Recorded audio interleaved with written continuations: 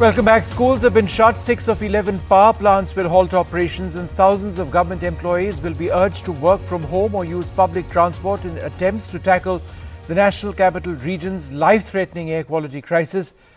Despite this, the Punjab government, it now appears, will go ahead and cancel all police cases against farmers who burn stubble or agricultural waste, clearly a stop ahead of the elections. Are the measures now announced too little, too late?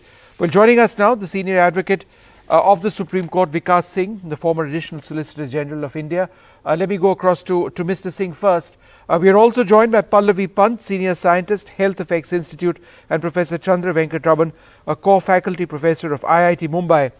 Mr. Singh, firstly, what the Punjab government has decided to do now to take away FIRs, drop FIRs against farmers who burnt their stubble, what sort of message does this send? Vishnu, this case unfortunately started off with stubble burning only. And my petition said that farmers should be, the marginal and the small farmers should be compensated for using that stubble removing machine.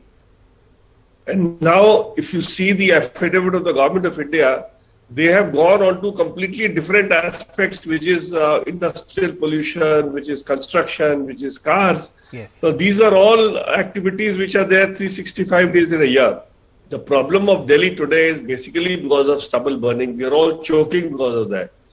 So now, after Punjab having already brought in a law criminalizing this stubble burning, and also providing that there is no way, if you do it, the heavy fine is also to be imposed. If they start doing closing those cases, then in India, without the stick, nothing works.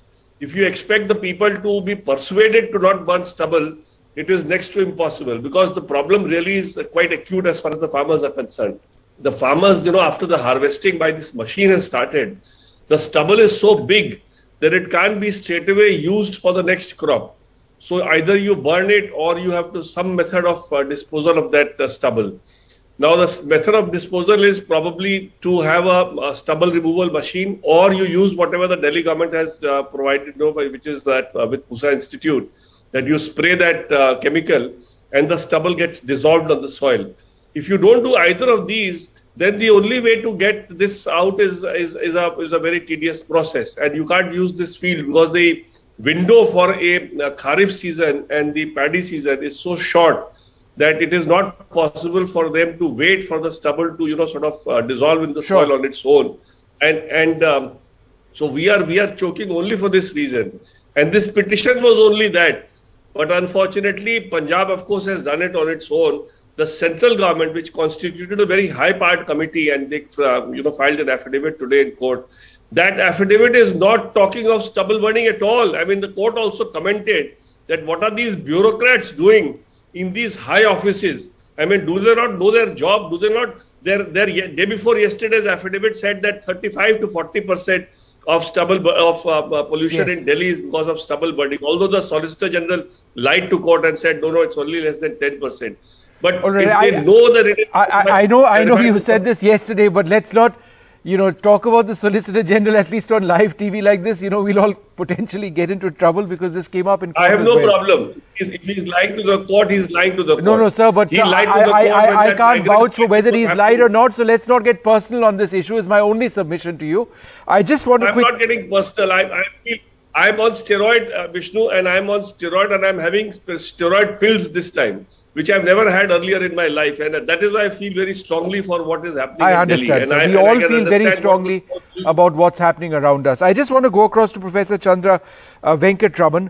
Professor Venkatraman, what does the science tell us as far as finding a solution which is viable for farmers, which is environmentally friendly as well, whereby stubble can be removed effectively? Is it the Delhi solution or is it something else? So I'd like to offer a couple of perspectives here.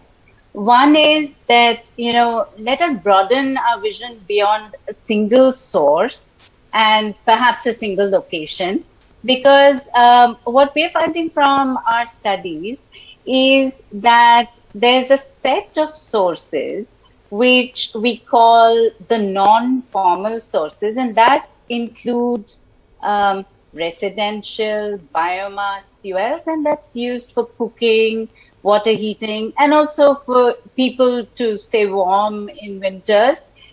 So there's, the clean energy access, which is lacking and which is leading to pollution. Then, of course, the agricultural stubble burning is an important one, as well as traditional brick kilns, trash burning, and these sort of distributed sources, which are called fugitive emission sources, which are not easy to find. So it is this set of non-formal sources, not maybe just a single source, which is responsible for a large level of what we call background pollution. And from the evidences that we have built, both from modeling and measurement side, this can contribute about 50% on an annual basis to the PM 2.5 all over North India and the NCR region, etc. But specifically in winter time, it can contribute even 70 to 80%. So, we need to have a broader perspective. Right. Then just but ma'am, just for do engage me on the point on stubble burning. I understand what you're saying, but this is a factor. This needs to be dealt with. Short of changing the crops, is there a scientific way which is cost effective in getting stubble removed? Because as we've seen after Diwali and stubble burning, Delhi and NCR, they just go over the edge, right? It's a factor which push, right. So therefore, it is a concern, and therefore I ask, what is the technological solution that makes sense? Yeah. So, it needs to be a solution that is devised with agricultural scientists, air pollution scientists, as well as soil scientists and economists, development economists. And I would say it's a bunch of things. One could be, how about monetizing the residue itself? Because the residue has energy content. If it's briquetted, it can be used in boilers.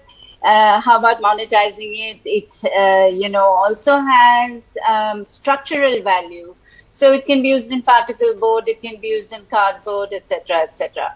So sustainable solutions need to be found, and whether it is in terms of utilization and therefore monetization of this as a biomass resource, or whether it is how to introduce mulching practices rather than stubble burning practices, which of course is in the domain of agricultural and soil scientists, as well as land management.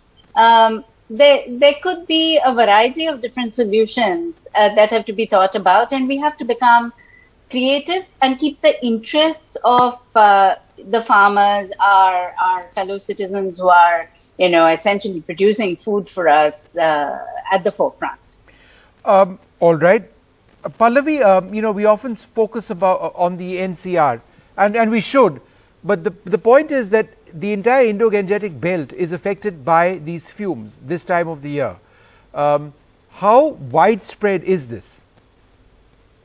Yeah, I'm really glad, Vishnu, that you're asking this question, because I think year after year our focus tends to be so much on the NCR that we forget that, all the way from Punjab, Haryana to, Bihar and West Bengal, the air pollution levels are very high.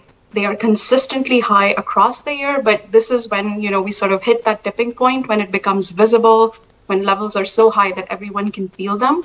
And, building on what Dr. Venkatraman was just saying, even as we think of solutions about what needs to happen every year, October, November, when this problem really is visible, as well as around the year, we need to think about solutions that will work across this region and across India. So focusing on, the same questions that you're asking today, but asking them also in March and in May, and then thinking about interventions that are going to work.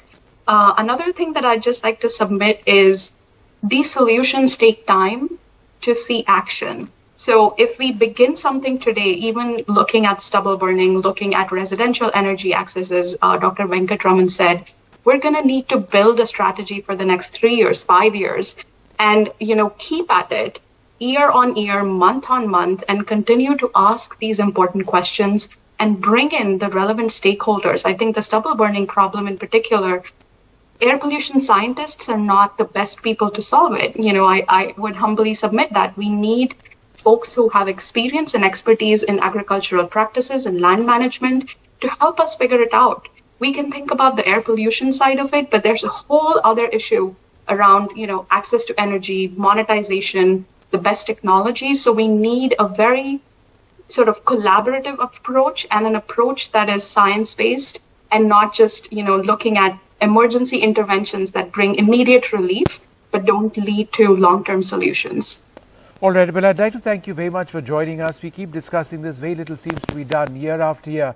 It is absolutely an air emergency across large parts of India. We're completely out of time on this program. I'd like to thank you all very much for being with us. Goodbye.